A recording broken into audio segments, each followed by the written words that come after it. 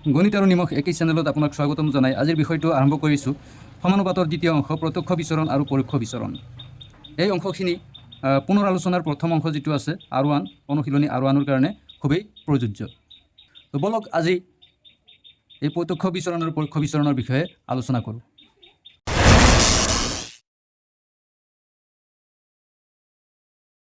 প্ৰথমেই আলোচনা কৰিছোঁ প্ৰত্যক্ষ বিচৰণৰ বিষয়ে। প্ৰত্যক্ষ বিচৰণ বুলিলে কি বুজায় তাৰ কাৰণে আমি এখন তালিকাৰ সহায় লৈছোঁ। এই তালিকাখনত শ্ৰেণীৰ পৰিমাণ x হিচাপে ধৰা হৈছে আৰু শ্ৰেণীৰ মূল্য y হিচাপে ধৰা হৈছে। xটো কেজিত হিচাপ কৰা হয় আৰু yটো টকাত। গতিকে 1 কেজি চেনিৰ দাম 42 টকা হ'লে 2 কেজি চেনিৰ দাম দিয়া আছে 84 টকা। ঠিক একেদৰে 3 কেজি চেনিৰ দাম হয় 126 টকা। তো এই মূল্যখিনি যদি আমি ভালদৰে চাওঁ তেতিয়াহ'লে দেখিবলৈ পাম যে 1 কেজি চেনিৰ মূল্য 42 টকা, অৰ্থাৎ চেনি যদি 1 কেজি হয় মূল্য হয় 42 টকা। আকৌ চেনি যদি 2 কেজি হয় মূল্য হয় 84 টকা, অৰ্থাৎ চেনিৰ পৰিমাণ বাঢ়িলে মূল্যও বাঢ়ে। ঠিক একেদৰে চেনিৰ যদি 3 কেজি হয় তেতিয়াহ'লে 126 টকা, অৰ্থাৎ চেনিৰ পৰিমাণ যিমানে বাঢ়ি যাব কেজি হিচাপত টকা হিচাপত সিমানে টকাৰ পৰিমাণ কি হ'ব মূল্য বাঢ়ি যাব। ঠিক ওলোটাই যদি আমি কওঁ ইফালৰ পৰা যদি আহোঁ চেনিৰ মূল্য 3 কেজি 126 টকা, 2 কেজি 84 টকা, 1 কেজি 42 টকা, অৰ্থাৎ চেনিৰ পৰিমাণ যিমানে কমি গৈ আছে তাৰ মূল্য ইমানে কি হৈছে কমি গৈ আছে। তো এই ক্ষেত্ৰত দুটা চলক x আৰু y এনেদৰে বিচৰণ কৰিলে যে xৰ মান বাঢ়িলে yৰ মানো বাঢ়ে, আকৌ xৰ মান কমিলে yৰ মানো কি হয় কমে। তো এই ক্ষেত্ৰত xক y সাপেক্ষে প্ৰত্যক্ষ বিচৰণ কৰা বুলি কোৱা হয়। গতিকে xক y সাপেক্ষে যে প্ৰত্যক্ষ বিচৰণ কৰা বুলি কোৱা হয় ইয়াক আমি গাণিতিকভাৱে এই ধৰণে লিখিব পাৰি x proportional to y, x proportional to y। এইটো হ'ল প্ৰপৰ্চনেল চিন, ইয়াৰ দৰে সমানুপাতিক বুলি কোৱা হয়। x সমানুপাতিক y বুলি পঢ়িলেও হ'ব, নাইবা x প্ৰপৰ্চনেল টু y বুলি পঢ়িলেও হ'ব। এবাৰ এই সমানুপাতিক বা প্ৰত্যক্ষ বিচৰণৰ ধাৰণাটো আৰু ক্লিয়াৰ কৰিবৰ কাৰণে আমি আৰু এটা উদাহৰণ লৈছোঁ। এইখন তালিকাত x আৰু y প্ৰত্যক্ষ বিচৰণ কৰি আছে, x y সাপেক্ষে প্ৰত্যক্ষ বিচৰণ কৰে। গতিকে এই মানকেইটা এনেকৈ দিয়া আছে। তো এই তালিকাৰ পৰা আমি ক'ব পাৰি এটা যে xৰ মানক y মানেৰে হৰণ কৰিলে, xৰ মানক যদি আমি y মানেদি যদি হৰণ কৰোঁ তেতিয়াহ'লে এটা অনুপাত পাম। ঠিক একেদৰে ইয়াতো আমি xৰ মানেদি y মানেদি xৰ মানক যদি হৰণ কৰোঁ তেতিয়াহ'লে কি হ'ব আমি এটা অনুপাত পাম। প্ৰত্যেক ক্ষেত্ৰতে আমি xৰ মানক y মানেদি যদি হৰণ কৰোঁ এটা এটাকৈ অনুপাত পাম। এই অনুপাতবিলাক প্ৰত্যেকটো অনুপাত কি হ'ব একে সমান হ'ব। এইটো প্ৰত্যক্ষ বিচৰণৰ ক্ষেত্ৰত কেৱল। প্ৰত্যক্ষ বিচৰণৰ ক্ষেত্ৰত আমি হৰণটো কৰিলে কি হ'ব, ওপৰত x আছে 1, তলত আছে 4, 1/4, গতিকে হৰণ নাযায়, গতিকে 1/4 হ'ল। ঠিক একেদৰে ইয়াত আছে 2, ইয়াত তলত আছে 8, গতিকে ইয়াক যদি আমি হৰণ কৰি দিওঁ তেতিয়াহ'লে কি হ'ব 2 দি হৰণ কৰিলে 2 একবাৰ, আৰু হৰণ কৰিলে কেইবাৰ আহিব 4বাৰ, গতিকে 1/4। ঠিক একেদৰে ইয়াত যদি আমি হৰণ কৰি দিওঁ 3, তলত থাকিব 12, 3 দি হৰণ কৰিলে একবাৰ, ইয়াত কেইবাৰ যাব 4বাৰ, 1/4, গতিকে আটাইবোৰ ক্ষেত্ৰতে কি হৈ আছে 1/4, 1/4, 1/4। অৰ্থাৎ প্ৰত্যক্ষ বিচৰণৰ ক্ষেত্ৰত কি হয় যে এই দুটা চলকৰ মাজত যিটো অনুপাত, মানৰ যিটো অনুপাত, এই মানৰ অনুপাতবিলাক কি হয় পৰস্পৰ সমান হয়। অৰ্থাৎ এই তালিকাখনৰ ক্ষেত্ৰত আমি লিখিব পাৰি যেহেতু যদি x প্ৰপৰ্চনেল টু y, যদি x প্ৰপৰ্চনেল টু y হয় তেন্তে আমি কি লিখিব পাৰি ইয়াৰ প্ৰত্যেকটো অনুপাত কি হ'ব একে সমান হ'ব। অৰ্থাৎ আমি যদি অনুপাতবিলাক লওঁ a/b ইকুৱেল টু যিমান হ'ব c/d ইকুৱেল টু একে সমান হ'ব, নাইবা e/f ইকুৱেল টু একে সমান হ'ব, অৰ্থাৎ i/j ইকুৱেল টু কি হ'ব একে সমান হ'ব। অৰ্থাৎ ইয়াৰ প্ৰত্যেকটো অনুপাত কি হ'ব একে সমান হ'ব। গতিকে এই কথাটো আমি মনত ৰাখিব লাগিব। প্ৰত্যক্ষ সমানুপাত বা প্ৰত্যক্ষ বিচৰণৰ ক্ষেত্ৰত 4টা ৰাখি যদি ধৰোঁ আমি a b c d যদি প্ৰত্যক্ষভাৱে বিচৰণ কৰে তেতিয়াহ'লে আমি লিখিব পাৰি a/b ইকুৱেল টু c/d। এইবাৰ লৈ আহিছোঁ পৰোক্ষ বিচৰণ। পৰোক্ষ বিচৰণ আলোচনা কৰিবৰ কাৰণে আমি ঠিক একেদৰে আৰু এখন তালিকাৰ আমি সহায় লৈছোঁ। তো তালিকাখনত আছে মানুহৰ সংখ্যা, সাধাৰণতে এটা কাম কৰিবৰ কাৰণে নিৰ্দিষ্ট সংখ্যক মানুহ লাগে আৰু তাৰ কাৰণে সময়ৰো প্ৰয়োজন হয়। তো কিমানজন মানুহ লাগে তাক x বুলি কোৱা হৈছে, আৰু সময় কিমান লাগে দিন হিচাপত y ধৰা হৈছে। yটো হ'ল দিন হিচাপত 5 দিন 6 দিন তেনেকৈ। গতিকে ধৰা হ'ল 5জন মানুহে কামটো কৰিব পাৰে 20 দিনত, 10জন মানুহে কামটো কৰিবৰ কাৰণে লাগে 10 দিন, 20জন মানুহে কামটো কৰিব লাগে 5 দিন, আৰু 100জন মানুহে কামটো কৰিবৰ কাৰণে লাগে ছাপ'জ 1 দিন। এই তালিকাটোৰ পৰা দেখা গ'ল যে মানুহৰ সংখ্যা যিমানে বাঢ়ি গৈ আছে দিনৰ সংখ্যা সিমানে কি হৈ আছে কমি গৈ আছে। এইবাৰ অলপ বিপৰীত ধৰণৰ প্ৰত্যক্ষ বিচৰণ যিটো আছিল তাতে চেনিৰ পৰিমাণ বাঢ়িলে মূল্য বাঢ়িছিল, চেনিৰ পৰিমাণ কমিলে মূল্যও কমিছিল। কিন্তু এই ক্ষেত্ৰত এটা কামৰ ক্ষেত্ৰত কি দেখা গৈছে যে মানুহৰ সংখ্যা যিমানে বাঢ়ে সিমানে কম দিন লাগে, আকৌ মানুহৰ সংখ্যা যিমানেই কমে সিমানে বেছি দিন লাগে। 100জন মানুহে কৰিব পাৰে 1 দিনত, তো 5জন মানুহে কৰিবৰ কাৰণে কিমান দিন লাগে 20 দিন। তো এই ক্ষেত্ৰত এক্সে y সাপেক্ষে পৰোক্ষভাৱে বিচৰণ কৰা বুলি কোৱা হয়। xক y সাপেক্ষে পৰোক্ষ বিচৰণ কৰা বুলি কোৱা হয়। আৰু এক্স আৰু ৱাইৰ পৰোক্ষ বিচৰণক এনেকৈ লিখা হয় যে x proportional to 1/y, x inversely proportional. Actually এইটো পৰোক্ষভাৱে সমানুপাতিক হয় বা পৰোক্ষ বিচৰণ কৰে। আৰু এই শব্দটোক কোৱা হয় ব্যস্তানুপাতিক বুলিও কোৱা হয়। আৰু এই শব্দটোক বুলি কোৱা হয় ব্যস্তানুপাতিক বুলি কোৱা হয়।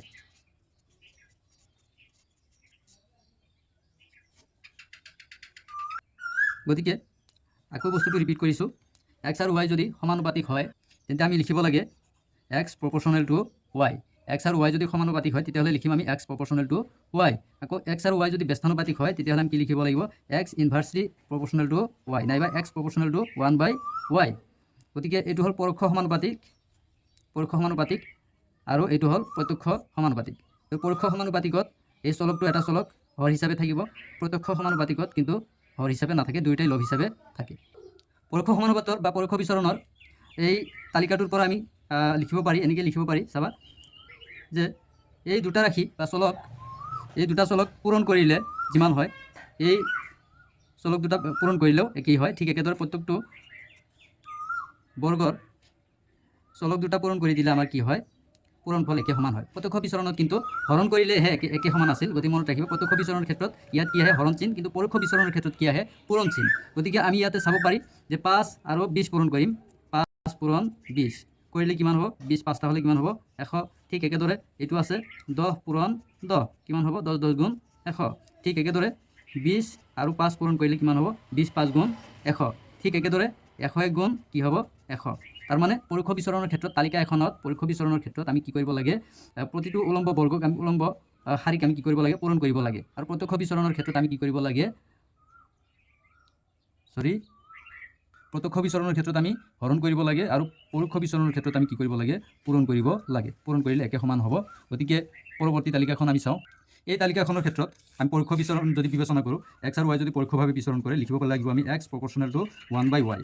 যদি পৰোক্ষ বিচৰণ হয় তেতিয়াহ'লে আমি ক'ব পাৰি যে এই কেইটাৰ পূৰণফল, এই উলম্ব বৰ্গকেইটাৰ পূৰণফল কি হ'ব, একে সমান হ'ব। অৰ্থাৎ AB = CD = EF এইখিনি হয়। একেবাৰে শেষত আমি এটা তালিকা এইবাৰ আকৌ এটা তালিকাৰ সহায় লৈছোঁ। তো তালিকাখনত দেখিবলৈ পাইছে যে এক্স আৰু ৱাই দুটা চলক আছে আৰু এই চলক সাপেক্ষে এই মানবিলাক দিয়া আছে। তো এই ক্ষেত্ৰত আমি দুইটা চৰ্ত একেলগে ব্যৱহাৰ কৰিম। এক নম্বৰ চৰ্ত হ'ল যদি এক্স প্ৰপৰ্চনেল টু ৱাই, অৰ্থাৎ যদি এক্স ৱাইৰ প্ৰত্যক্ষভাৱে বিচৰণ কৰে তেতিয়াহ'লে আমি কি লিখিব পাৰি যে এই উলম্ব বৰ্গবিলাকৰ হৰণফল কি আমি লিখিব পাৰি, একে সমান লিখিব পাৰি। এনেকৈ A/B = C/D = E/F। ঠিক একেদৰে 2 নম্বৰত আমি লিখিব পাৰি পৰোক্ষ বিচৰণৰ বিষয়ে। গতিকে পৰোক্ষ বিচৰণ এক্স আৰু ৱাই যদি পৰোক্ষ বিচৰণ কৰে তেতিয়াহ'লে আমি লিখিব পাৰি এক্স প্ৰপৰ্চনেল টু 1/y। তো ইয়াৰ আমি এনেকৈ অনুপাত ইয়াতে লিখিব পাৰি, অনুপাত নহয় পূৰণফল। পৰোক্ষ বিচৰণ যদি হয়, এক্স আৰু ৱাই যদি পৰোক্ষ বিচৰণ কৰে তেতিয়াহ'লে কি হ'ব, ইহঁতৰ পূৰণফলবিলাক কি হ'ব, একে সমান হ'ব। পূৰণফল কৰিলে কি হ'ব, AB = C × D = E × F, E × F। গতিকে প্ৰত্যক্ষ বিচৰণ আৰু পৰোক্ষ বিচৰণৰ মূল পাৰ্থক্য এইখিনিয়ে। এইখিনিৰ পৰা আমি উপলব্ধি কৰিলে গম পাম এক্স আৰু ৱাই যদি প্ৰত্যক্ষ বিচৰণ হয় তেতিয়াহ'লে A/B, আকৌ পৰোক্ষ বিচৰণ হ'লে A × B। প্ৰত্যক্ষ হ'লে হৰণ, পৰোক্ষ হ'লে কি হ'ব, পূৰণ। এক্স ৱাই যদি প্ৰত্যক্ষ বিচৰণ কৰে তেতিয়াহ'লে C/D আৰু পৰোক্ষ বিচৰণ কৰিলে CD। ইয়াৰ পৰা গতিকে প্ৰত্যক্ষ বিচৰণৰ ক্ষেত্ৰত প্ৰথমতে হৰণ কৰি অনুপাতবিলাক মান সমান হ'ব। আকৌ যদি পৰোক্ষ বিচৰণ হয় তেতিয়াহ'লে আমি প্ৰত্যেকটো উলম্ব শাৰী পূৰণ কৰিলে পূৰণফলবিলাক কি হ'ব, পৰস্পৰ সমান হ'ব। তো বন্ধুসকল, নিশ্চয় প্ৰত্যক্ষ অনুপাত আৰু পৰোক্ষ অনুপাতৰ বিষয়ে সঠিক ধাৰণা আপোনালোকে পাইছে। এইবাৰ আহিম অনুশীলনী R1ৰ কেইটামান প্ৰশ্ন বাকী আছে। সেই প্ৰশ্নকেইটা আমি এই দুটা প্ৰত্যক্ষ আৰু পৰোক্ষ বিচৰণৰ ওপৰত ভিত্তি কৰি আমি সেইকেইটা প্ৰশ্নৰ উত্তৰ দিব চেষ্টা কৰিম। বলক R1ৰ 3 নম্বৰ প্ৰশ্নটো ৰৈ গৈছিল। 3 নম্বৰ প্ৰশ্নটো আছে খালী ঠাই পূৰোৱা। 1 নম্বৰত বৃত্তৰ গালি A = πr²। যদি A বাঢ়ে তেন্তে R খালী ঠাই আছে, যদি R কমে তেন্তে A খালী ঠাই আছে। গতিকে কি হ'ব? গতিকে প্ৰথমতে আমি বুজি ল'ব লাগিব বৃত্তৰ গালি πr² ঘটনাটো। তেতিয়াহ'লে এই বৃত্তটোৰ ব্যাসাৰ্ধ যদি R1 হয় তেতিয়াহ'লে ইয়াৰ কালি হ'ব A = হ'ব πr1²। ঠিক একেদৰে এই বৃত্তটোৰ কালি হ'ব A = πr2²। ঠিক একেদৰে এই বৃত্তটোৰ কালি হ'ব A = πr³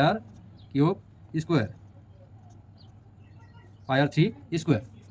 গতিকে ইয়াত দেখা গ'ল যে বৃত্ত এটাৰ ব্যাসাৰ্ধ যিমানেই কম হয় বৃত্তটোৰ কালি বা এৰিয়াও সিমানেই কম হয়। ঠিক একেদৰে R2 ব্যাসাৰ্ধটো কি হয়, R1তকৈ ডাঙৰ, গতিকে এইবাৰ বৃত্তটো অলপ ডাঙৰ। ঠিক একেদৰে R3টো R2তকৈ অলপ আৰু বেছি ডাঙৰ, গতিকে এইবাৰ বৃত্তটোৰ এৰিয়া বা কালিটো কি হয়, অলপ বেছি। গতিকে বৃত্তৰ ব্যাসাৰ্ধ বাঢ়ি যোৱাৰ লগে লগে কি হৈ আছে, বৃত্তৰ কালিও কি হৈ আছে, বাঢ়ি আছে। গতিকে এইটো A1 A2 A3 বুলি যদি ধৰোঁ তেতিয়াহ'লে কি হ'ব, A1তকৈ A2 বেছি, A2তকৈ A3 বেছি, A3ৰ ব্যাসাৰ্ধ A2তকৈ বেছি হয়। গতিকে কালি বাঢ়িলে ব্যাসাৰ্ধ বাঢ়ে। অৰ্থাৎ ওলোটাই যদি আমি কালি ব্যাসাৰ্ধ কি হ'ব, কমিব।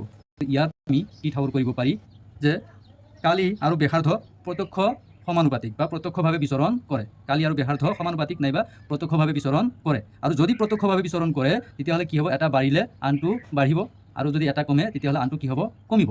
গতিকে আমি 3 নম্বৰ প্ৰশ্নৰ উত্তৰটো এনেকৈ দিব পাৰি যে বৃত্তৰ কালি এ আৰু আৰ যিহেতু সমানুপাতিক, গতিকে যদি এ বাঢ়ে তেন্তে আৰ কি হ'ব, বাঢ়ে। এ বাঢ়িলে আৰ বাঢ়ে।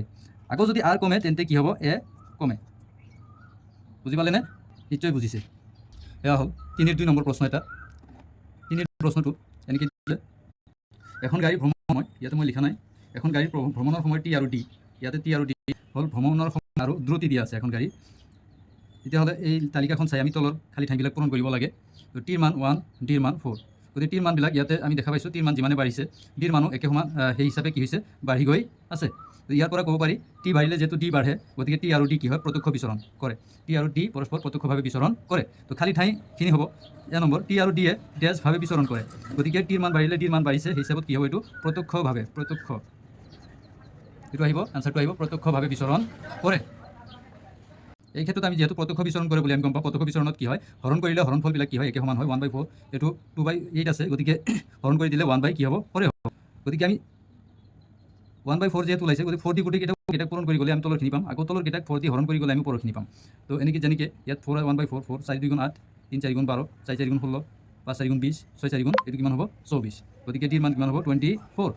ঠিক একেদৰে ডি ইকুৱেল টু 28 হ'লে T equal to what, D equal to যদি 28 হয় তেতিয়াহ'লে টিৰ মান কিমান হ'ব। গতিকে যিহেতু অনুপাতৰ মানটো যিহেতু আহিছে 1/4, গতিকে 4 দি যদি আমি হৰণ কৰি দিওঁ তেতিয়াহ'লে কি আহিব, 4 7 গুণ 28, গতিকে 7 বাৰ। গতিকে 7 দি 28 হৰণ কৰিলে এইবাৰ কি আহিব, 1/4 আহিব, 7 আৰু 8 অনুপাত। ঠিক একেদৰে ডিৰ মান যদি 36 হয় তেতিয়াহ'লে টিৰ মান কিমান হ'ব। গতিকে ডিৰ মান যদি 36 হয়, টিৰ মান হ'ব 4 দি হৰণ কৰক, 9 বাৰ যাব, গতিকে 9। টিৰ মান 36 হ'লে টিৰ মান কি হ'ব, 9। কাৰণ 9 দি 36 9 আৰু 36 অনুপাত কি হ'ব, 9 দি 9 একবাৰ, 36 হৰণ কৰিলে 4 বাৰ, গতিকে 1/4 আহিব। গতিকে এনেকৈ আমি কি কৰিব পাৰি, 3 নম্বৰ প্ৰশ্নটো আমি এনেকৈ আলোচনা কৰিব পাৰি। ইয়াৰ পিছত 4 নম্বৰ প্ৰশ্নটো এনেকৈ দিয়া আছে, যদি পি সমানুপাতিক বা প্ৰত্যক্ষ বিচৰণ q, p proportional to q, মানে প্ৰত্যক্ষভাৱে বিচৰণ কৰিছে পি কিউৰ, আৰু পিৰ মান 6 হ'লে, পি ইকুৱেল টু 6 হ'লে কিউ ইকুৱেল টু 30, এতিয়া পি ইকুৱেল টু 2, তেন্তে কিউৰ মান কিমান। তো ইয়াতে অপশ্যন 4টা দিয়া আছে, 12 20 10 আৰু 15 দিয়া আছে, গতিকে কোনটো শুদ্ধ হ'ব। তাৰ বাবে আমি অলপ আলোচনা কৰিছোঁ আগৰ ধাৰণাখিনিৰ সৈতে। আগতে আমি পাইছিলোঁ যে পি আৰু কিউ যদি সমানুপাতিক হয়, প্ৰত্যক্ষ সমানুপাতিক হয়, তেতিয়াহ'লে কি হয়, তালিকাৰ মান কেইটা হৰণ কৰিলে হৰণফলৰ কি হয়, সমান হয়। গতিকে পি কিউক আমি এনেকৈ তালিকাত সজ্জিত কৰিলে আহিব, পিৰ মান 6 হ'লে, গতিকে পিৰ মান 6, তেতিয়াহ'লে কিউৰ মান কি হয়, 30। ঠিক একেদৰে পিৰ মান যদি 2 হয় তেতিয়াহ'লে কিউৰ মান কিউ ওলাব লাগে। তো কিউৰ মানটো ধৰিলোঁ আমি ছাপ'জ কে, কিউৰ মান ধৰিলোঁ আমি কে। তো এই ক্ষেত্ৰত আমাৰ কি হ'ব, প্ৰত্যক্ষ সমানুপাতৰ চৰ্তমতে এই অনুপাত হৰণফল আৰু এই দুটাৰ হৰণফল কি হ'ব, একে সমান হ'ব। অৰ্থাৎ 6/30 ইকুৱেল টু কি হ'ব, 2/k। এতিয়া যদি আমি হৰণ কৰি দিওঁ তেতিয়াহ'লে কি হ'ব, 6ৰে হৰণ কৰিলে 6ত একবাৰ, 30ত কেইবাৰ যাব, 5 বাৰ। গতিকে ইয়াত থাকিল বাওঁফালে ওপৰত 1, তলত থাকিল 5, ইকুৱেল টু সোঁফালে ওপৰত থাকিল 2, তলত থাকিল কি, কে। ক্ৰছ পূৰণ কৰি দিলে, যদি আমি ক্ৰছ পূৰণ কৰি দিওঁ, হৰৰ লগত লব নাইবা লবৰ লগত হৰ, গতিকে এই হৰ কে হৰটো আৰু ইয়াৰ লবটো পূৰণ হ'ব, পূৰণ কৰিলে কে গুণ কে ইকুৱেল টু, আৰু এই হৰৰ লগত এই লব পূৰণ কৰি আমি সোঁফালে লৈ যাব লাগিব, 5 2 গুণ 10। গতিকে কেৰ মান কিমান ওলাল, 10। এনচাৰটো শুদ্ধ এনচাৰটো 10 হ'ব। গতিকে সেই হিচাপত শুদ্ধ এনচাৰ কোনটো হ'ব, চি, অপশ্যন চিটো কি হ'ব, শুদ্ধ এনচাৰ। গতিকে এনচাৰত আহিব অপশ্যন চি 10। আৰু আমাৰ একেবাৰে শেষ প্ৰশ্নটো এইটো দিয়া আছে, এই তালিকাখন দিয়া আছে, তালিকাখনত এক্স আৰু ৱাইৰ মান দিয়া আছে কিছুমান। তো এই তালিকাখনৰ পৰা আমি কি কৰিব লাগে, এই ৱাইৰ মান, ইয়াতে খালী ঠাই এটা আছে, ইয়াতে মানটো আমি নাজানো, ইয়াত থকা খালী ঠাইটোত কি সংখ্যা হ'ব তাক আমি ওলাব লাগে। তো ইয়াৰ বাবে প্ৰথমতে বিবেচনা কৰিব লাগিব এক্স আৰু ৱাই প্ৰত্যক্ষভাৱে বিচৰণ কৰিছে নে পৰোক্ষভাৱে বিচৰণ কৰিছে। গতিকে তাৰ বাবে আমি চাওঁ যে এক্সৰ মান যেতিয়া 1 হয়, ৱাইৰ মান কি হয়, 32। এক্সৰ মান বাঢ়ি যেতিয়া 2 হয়, তেতিয়াহ'লে ৱাইৰ মান কমি 16 হয়। গতিকে ইয়াৰ পৰা গম পাওঁ আমি এক্স আৰু ৱাই পৰোক্ষভাৱে বিচৰণ কৰিছে। আৰু পৰোক্ষ বিচৰণত আমি জানো যে এই উলম্ব অংশখিনিৰ পূৰণফল কি হয়, একে সমান হয়। পূৰণফলবিলাক একে সমান হ'ব। 1 32 পূৰণ কৰিলে 32 হয়, 32 গুণ 32, 16 2 গুণ 32, 8 4 গুণ 32। গতিকে এই দুটা পূৰণ কৰিলেও কি হ'ব লাগিব, একে সমান হ'ব লাগিব। ইয়াৰ বাবে অপশ্যন দিয়া A equal to 8, B equal to B, option B C 6, অৰ্থাৎ অপশ্যন এ দিয়া আছে 8, বি আছে 6, চি আছে 4 আৰু ডি আছে 2। অপশ্যন ডি টোত কি আছে, 2 দিয়া আছে। তো এই ক্ষেত্ৰত আমি শুদ্ধ উত্তৰটো বাছি ওলাব লাগে। গতিকে যিহেতু পূৰণফল প্ৰত্যেকটো উলম্ব বৰ্গৰ পূৰণফল একে সমান, গতিকে ইয়াতে 32 হয়, 4 8 গুণ 32, গতিকে এইটো 32 হ'ব লাগিব। গতিকে 8ৰ লগত কি পূৰণ কৰিলে 32 হয়, নিশ্চয় 4। গতিকে 4 8 গুণ 32 বা 8 4 গুণ 32, গতিকে ইয়াত থকা খালী ঠাইত কি হ'ব, 4। শুদ্ধ আনচাৰটো হ'ব, আনচাৰ হ'ব কি, চি 4, এইটো শুদ্ধ আনচাৰ। গতিকে R1ৰ সকলোবিলাক বিষয় আৰু সকলো অনুশীলনীৰ প্ৰত্যেকটো প্ৰশ্ন সামৰি আজি অংশটো অনুশীলনীটো এইখিনি সমাপ্ত কৰা হৈছে। গতিকে পৰৱৰ্তী R2 R3 বা গোটেই কিতাপখনৰ সমাধান যদি আপোনালোকৰ প্ৰয়োজন হয় তেতিয়াহ'লে আপোনালোকে নিশ্চয় চেনেলটো ছাবস্ক্ৰাইব কৰি মোৰ লগত থাকিব। ধন্যবাদ।